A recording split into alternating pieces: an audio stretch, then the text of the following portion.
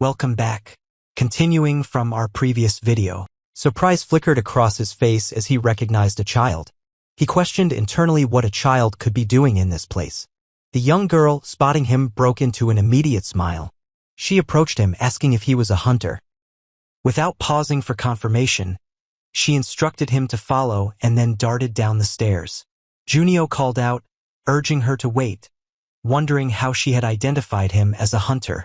The girl responded that her sister upstairs had informed her a hunter would come to save her and, upon their arrival, they should leave together. She then questioned Juno if his presence was because he was the promised hunter sent to rescue her sister. He asked, surprised, about her sister's identity. The girl seemed confused, asking how he could be unaware of her sister, assuming he must be referring to her. They descended further and saw another girl seated there. Her appearance was strange and unsettling. This girl declared their arrival, identifying herself as the sister she had mentioned. The protagonist observed her with surprise, concluding she appeared to be suffering from psychological trauma. He apologized, explaining he had been sent by the Hunter Association. She repeated the question, confirming if he was indeed from the Hunter Association and if they had truly sent him. He affirmed, acknowledging her confusion, but requested she explain what had transpired. Relief washed over her, and she collapsed to the ground, expressing gratitude and thanks to God. The distressed girl then began her story. She was the fourth scout dispatched into this dungeon. The first three had not returned. Her orders were to investigate. Upon entry, dolls had swarmed her from all sides. Caught off guard, she had tried to escape back through the entrance, but inexplicably, the doors had shut and refused to open. Ji's earlier experience entering the dungeon echoed in her mind, realizing they had faced the same door situation. He inquired if she knew the fate of the previous scouts. She confirmed her knowledge. She had called out to them at the entrance, but something had seemed amiss. They had appeared unconscious, radiating a strange aura and looking terrifying. These former teammates had attempted to attack her. She had managed to escape and eventually found this little girl. Despite being trapped, this young girl had provided considerable assistance. The little girl confirmed this, stating her sister often played with her. Juno then asked the girl's name. She responded it was Elizabeth, suggesting he could call her Beth. He then proposed they leave together, emphasizing the danger of being alone. The girl countered that it was dangerous inside, implying the outside was even more so. Above, the team was engaged in combat with an invisible monster. They moved erratically around the room, striking blindly, hoping to connect with the unseen foe. Sparks consistently marked where their blades met resistance. Aok observed the enemy's boots becoming gradually visible. He realized the camouflage was dissipating. Soon, the creature's entire form and attire solidified. He pondered if these were humanoid monsters. An identification card fluttered to the ground. As visibility fully returned, he recognized it as a scout's ID card belonging to Han Carlson, a B-class hunter. Taihan confirmed the attacker's face matched the documents of the scouts the association president had provided. Ji exclaimed her recognition of the face as well. Manjen continued his assault while Taihan hesitated, merely defending. He then shouted for everyone to cease their attacks, revealing these were the missing scouts. Soon, the figures completely stopped hiding, cautiously surveying their surroundings. Taihan recognized stealth as an ability with limited duration activation followed by significant movement slowdown. A shout suddenly distracted him. It was Aoki, furious, his aura glowing intensely as he screamed. He was convinced it was a camouflaged monster. Were they truly scouts? He clenched his mana-infused fist, dismissing the doubt. Their speed had decreased, it was irrelevant. He summoned a massive mana fist, declaring his intent to kill them all at once. Aok struck with full power, but his attack had no effect. Two teams of scouts stood on either side of the long corridor. A drop of blood appeared on Aoki's nose. He shouted in frustration, questioning the situation. Ji's weapon smoked from a recent shot. She questioned if Guild Master Aoki had gone insane. They weren't monsters, they were people who needed rescue, insisting there must be a way to restore them. She questioned their humanity, asking if they were people needing help to be restored. Aoki responded with a philosophy of survival, asserting when someone threatened to kill you, only two options existed: kill or be killed. Hostility warranted elimination regardless of the source. Sharpshooters were no exception. Simultaneously, the scouts' heads began to fall as Aok's mana fist swept through the hall, destroying them all. He glared at them with anger, warning Ji that should she attempt to stop him again, she would be the first to die. Manjen shielded Ji from both Aok's punches and the chaotic spray as well as from the scouts' attacks. Ji shouted, calling him a bastard. Taihin firmly commanded Aoki to stop, hoping for his obedience. Aoki expressed irritation at people being blind to the truth, declaring he would reveal reality. At that moment, Ji erected a shield to protect him, urging him to also deflect enemy attacks. Taihin responded that it wasn't a request but a deal. He would surrender the mission reward and all funding to Shinwa Guild. He believed these conditions should suffice. Aok was taken aback by such an offer. The scouts continued attacking erratically around them. Aok dodged an attack, warning them that if they continued to annoy him, he would kill them then and there. Taihin also evaded several sword strikes, thanking them for their patience, hoping he had bought sufficient time. Suddenly Ji called out. Manjen was blocking her strikes. Embarrassed, she displayed her weapons, admitting her action. Taihin, panting from exhaustion, stated she would face consequences later. Currently, they needed to focus on the battle and discover how to save them. The scouts turned invisible again, but in actuality they remained the same dolls. However, an incredible number of threads were now visible in their chests. Beth inquired if he, too, saw the dolls outside and agreed they were very scary. She elaborated that purple threads intertwined with their bodies, comprising their entire being. The dolls were immortal until these threads were removed, persistently attacking. The threads were strong and exceptionally difficult to sever. She questioned his and her sister's opinions on this frightening situation. The protagonist inquired if the dolls could revert to their normal state, his goal to restore his comrades turned into dolls. The girl then stated she had heard they needed to stop the device attached to the doll's body as soon as a thread broke. Forcibly removing threads would tear the dolls apart. Beth smiled, asking if this information was helpful, truly helpful. Juno began to observe her carefully, his eyes filled with mana. It was strange. Even with complex questions, her answers were precise and gentle. Perhaps he should pose another. Beth responded that only 20 seconds were required. Just 20 seconds after camouflage usage, the dolls would perish. The team continued their exhausted fight. Wounds and blood were evident on everyone, struggling to parry doll attacks with their shields. Ji shouted, acknowledging the dire situation, suggesting Arun's assistance, freezing their movements, perhaps. She snapped her fingers, swiftly blocking an attack, telling them not to push their limits, irritated by the situation. Above, Aoki counted down. 10, 9, 8, 7. The tense team fought on. His mana aura shone intensely, but the countdown continued. He raised his fist, a gigantic mana fist hovering above his head, poised to strike. In an instant, the fist evaporated, disappearing. Aok recalled a past instance of ability cancellation, the associated pain returning. At that moment, Jansu arrived, stating Aoki's ability interruption had been timely, narrowly averting a disaster. He walked in with a smiling girl, declaring he would handle everything, alone. Taihin approached, questioning his absence. Jansu replied he'd needed to check something, assuring no cause for concern. The guild leader expressed relief nothing had occurred.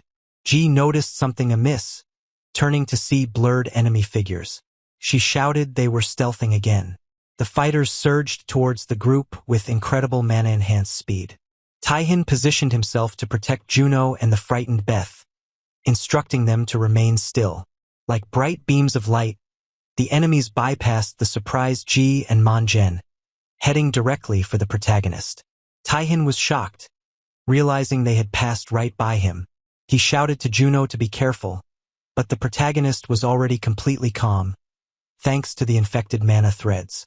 Two fighters attempted to attack him, but Taihin intervened, blocking their attacks with his sword. Juno's eyes gleamed. He announced he could see the doll's weak points and would mark them. Fighters should aim precisely there, avoiding body damage. Taihin confirmed understanding. He looked up, wondering if the blue fragments Juno mentioned were the marks. He started using his sword hilt, striking directly at a chest fragment. Relief washed over him as the method proved effective. Aiming like this was incredible. He spotted another fragment, alerting everyone that the doll's weak point was the central device, requiring precise hits. Joan Hyen, from Aoki's team, struck a scout's chest with her spear. The device shattered, and she shouted. Aoki, displeased, questioned why the dolls were breaking now when they hadn't before. Bewilderment clouded his understanding. The protagonist subtly smiled. Aya continued questioning the situation. Soon, the scouts, now unconscious, ceased fighting. Taihin inquired about Juno's first-floor exploration.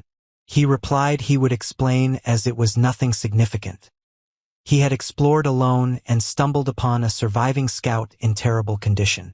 She was too weak to join them, but he had learned from her what was happening and discovered the scout's weak points. Taihin then questioned the girl beside him, observing her smile. Juno introduced her as Beth, explaining she had helped him find the scout, mentioning her parents were trapped there. Aok leaned towards the girl, declaring it highly suspicious. Ji questioned what he found suspicious about a child. Aok pointed at her with displeasure, asking what was wrong with his logic. An ordinary girl here was improbable. The portal was heavily guarded, and even if oversight was possible, the association constantly monitored it. No unauthorized entry was conceivable. Taihin acknowledged Aoki's point but cautioned against hasty judgment. Aok became furious, shouting they were obsessed with fault-finding. Juno's confidence was a result of Aoki's negligence. Should he just eliminate all of Taihin's guild members? The Overkill guild leader also became irritated, his eyes glowing with a dangerous aura. He stated he disliked pointless arguments but found it necessary to teach Aok about discipline for a smooth raid. Ji declared that since they believed themselves superior, they should prove it. However, the girl beside her countered, asserting they truly were the best. Annoyed, Ji questioned her reasoning, demanding she stop uttering nonsense and instead prevent her guild master from potentially being killed. Ji, equally irritated, asked if they genuinely believed Master Taihin could lose. The other girl countered, confidently stating her master wouldn't lose. Ji shouted she wanted to stop Taihin, but not before demanding the other girl cease such declarations and consider their ability to even carry him out unconscious, were he to lose.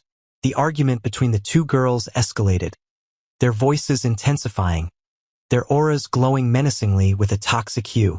Meanwhile, guild masters also began shouting, declaring it time to determine who was stronger. Giant mana fists and destructive flames erupted between the two groups. They shouted their intentions to demonstrate the reality of the situation. Suddenly, the protagonist felt pain. His aura shone intensely as he doubled over, questioning the sensation. The surrounding emotions intensified, becoming almost uncontrollable. Then, laughter echoed. Beth was laughing, her aura equally intense and dangerous, marked by a sinister smile. Beth confessed she had merely provoked their emotions slightly, yet they were already fighting. How shameful. Looking at Juno, she thanked him, explaining that thanks to him, she could subtly use her mind control without raising suspicion. Stealth was essential, which he surely understood now. At that moment, the protagonist remembered his initial suspicion of Beth being a childlike monster. Her aura had been murky and dark. But when he started perceiving her as a normal child, he realized he might have been under mental manipulation since their encounter. He swiftly understood he was too late. Panicked, he ran towards the guild leaders, his own activated aura driven to prevent the worst. However, as he approached, Juno realized he was immobile. Threads infused with contaminated mana wrapped his body. It wasn't just him. Everyone in the area was bound by threads leading directly to Beth, who was manipulating their anger and resentment. The protagonist understood they were all under mind control. Who could have imagined Beth using contaminated mana for both body and mind manipulation? Fury burned in his eyes. He refused to accept such deception.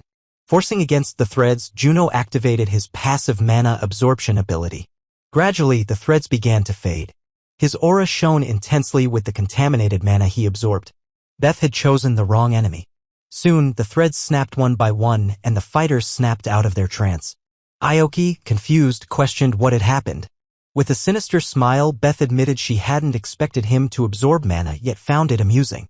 Jensa shouted that Beth was the enemy and ordered everyone to attack. Her smile vanished as she began calling for her father and mother. The air vibrated as powerful energy waves cascaded from the ceiling, creating dazzling light flashes.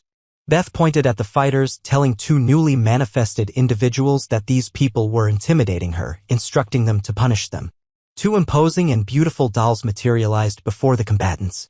Aoki immediately rushed to attack, but Taihin tried to restrain him. Aoki shouted for everyone to leave him alone, proclaiming he would destroy the doll in a single strike.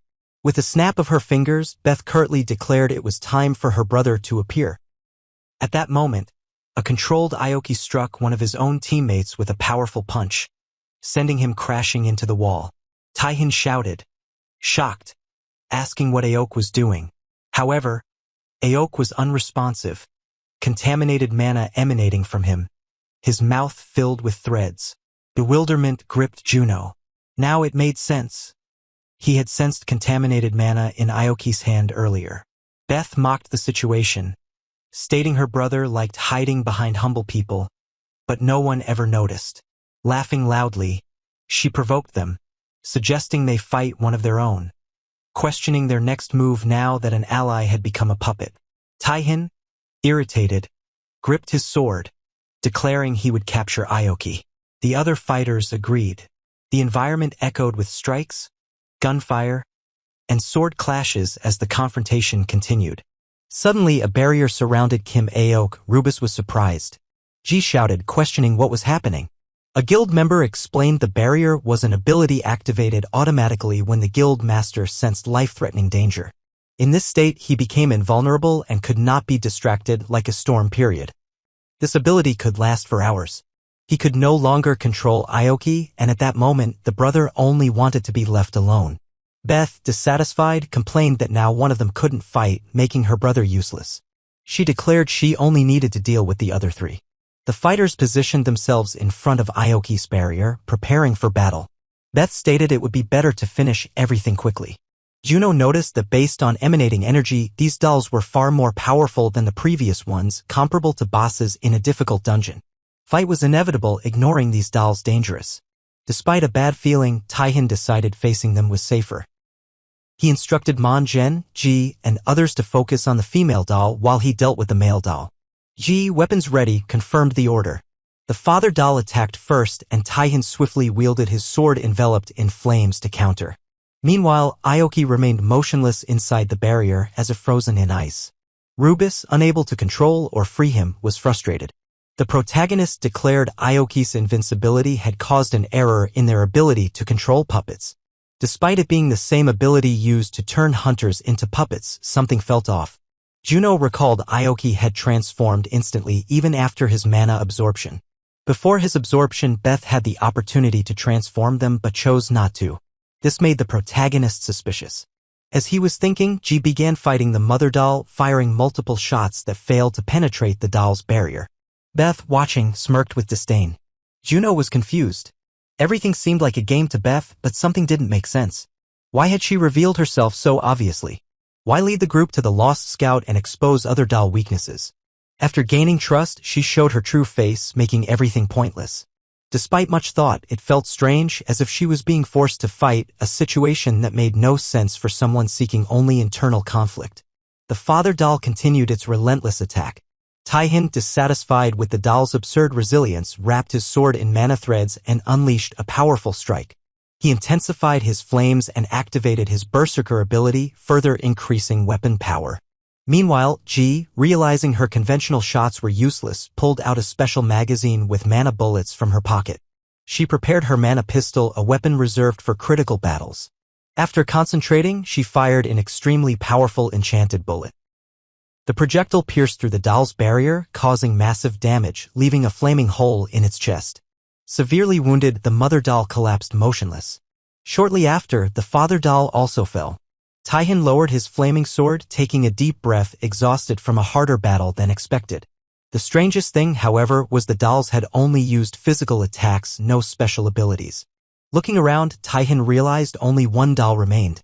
He worried about mental attacks, but strangely, he could resist. He warned the fighters to stay alert and prepared, instructing them not to advance without further orders. Beth, saddened, murmured her mother and father had been destroyed. Taihin advanced first against her while Beth protectively hugged the remaining doll. Suddenly, her smile widened into a disturbing grin. She declared everything was perfect. Taihin didn't hesitate. With a swift, precise sword strike, he cut off Beth's head. Blood gushed intensely and the doll she held fell to the ground. Everyone was shocked, but Ji, proud, asked if everyone had seen what she did. They had worried for nothing. After all, nothing less was expected from the guild leader. Urun, in turn, complained Beth had acted as if something terrifying was about to happen, but it ended up extremely monotonous. Juno wished it were like that and that his bad premonition was wrong. A system panel appeared before him. Upon reading the information, he was shocked. Taihin looked at the destroyed doll covered in blood. Although it was a monster, the image of a child deprived of life was deeply unsettling. He was preparing to announce a break when something unexpected happened. Taihin froze and began to tremble just like the other 4 hunters. It wasn't magic or a psychic attack, something else was in the dungeon they had never faced. A strange substance began to form from Beth's remains. Everyone felt an overwhelming monster presence. Juno realized he was right. As expected, a hidden boss appeared. It was the ancient vampire Elizabeth Ba. On the system taskbar, the main objective was clear: destroy Elizabeth Ba, reward, demon shackle, additional objective, unknown. From the substance's middle, a girl emerged, surrounded by splashes of blood. She thanked them all, stating she had been waiting for those who would destroy her mother and father. She explained they had betrayed her, forcing her to live forever with her powers, besides being ungrateful as they had placed her in that useless body. Stretching her arms and back, she joyfully declared she was finally alive again.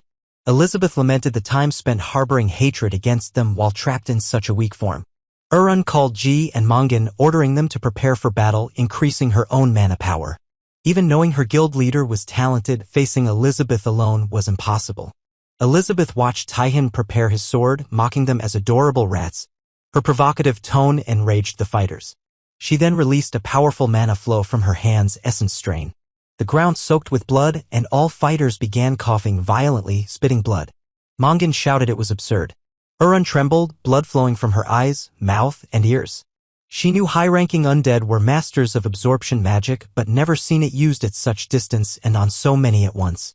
Despite this, Taihin managed to focus and launched an attack. Flames filled the space like a whirlwind.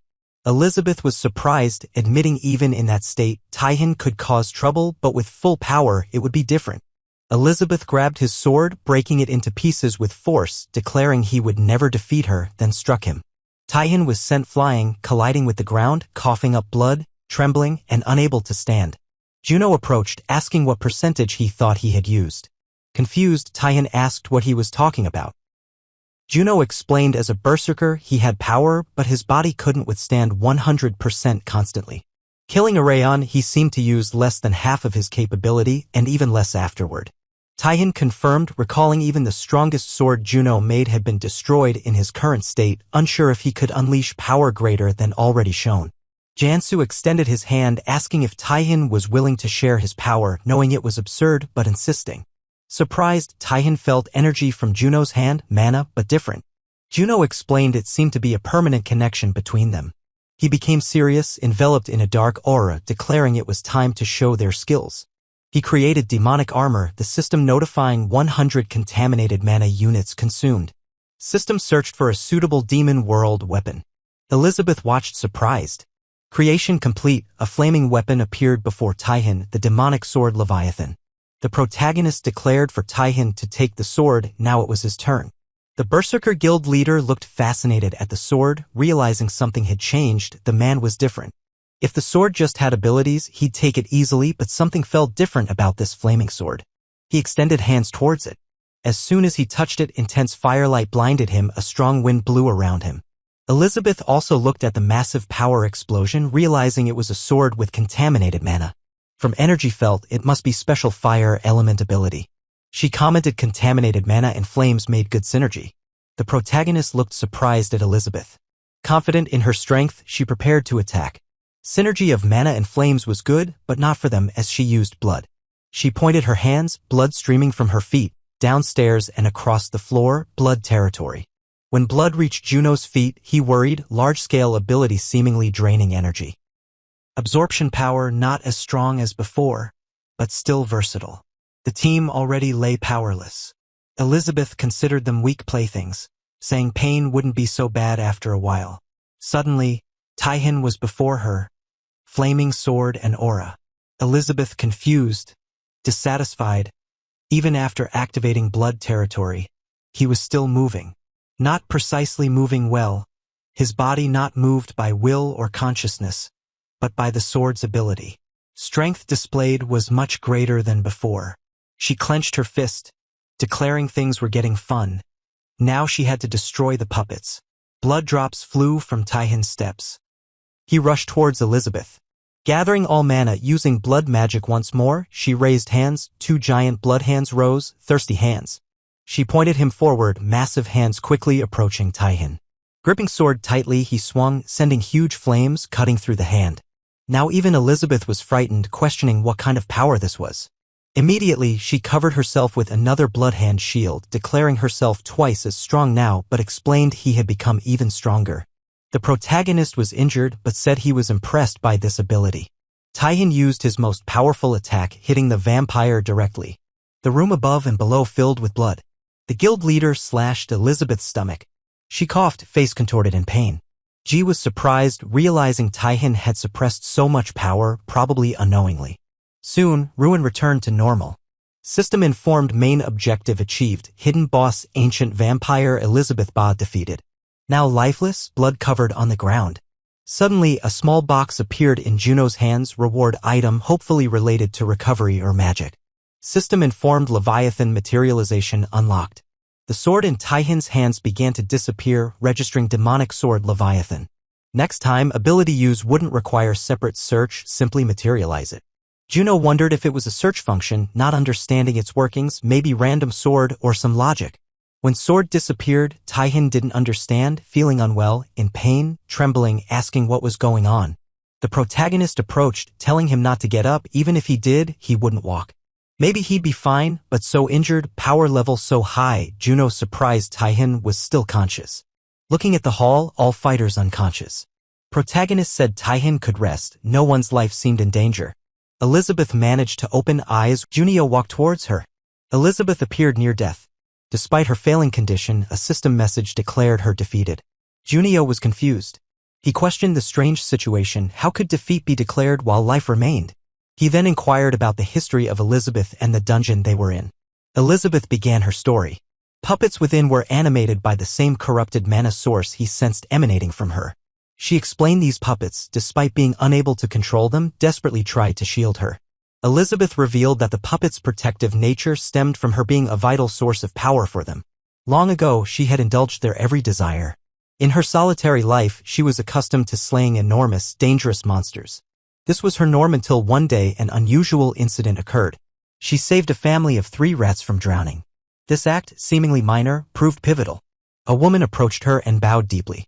These were no ordinary rats, the woman declared. They could not simply let their rescuer leave. They invited her to their home. It was the first time Elizabeth had received such an invitation from anyone. She was led to a magnificent mansion. Inside, the woman presented a sphere glowing with mana and a man displayed gigantic dolls. Elizabeth couldn't pinpoint the exact moment of change, but subtly she transitioned from guest to family member. She taught Rubus, a child in the family, to manipulate the dolls using mana threads. The sight was endearing and she laughed, a brief moment of happiness. But this joy was fleeting. She eventually understood the true reason for the rat's acceptance. It was not genuine affection but utility. Elizabeth declared it her own failing. Giving them the chance to betray and control her revealed her weakness, her softening. They had ensnared her in that body, crippling much of her power. This was why she became the corrupted mana source, vital for their protection. Junio pressed, asking what exactly they needed protection from. Elizabeth confessed uncertainty.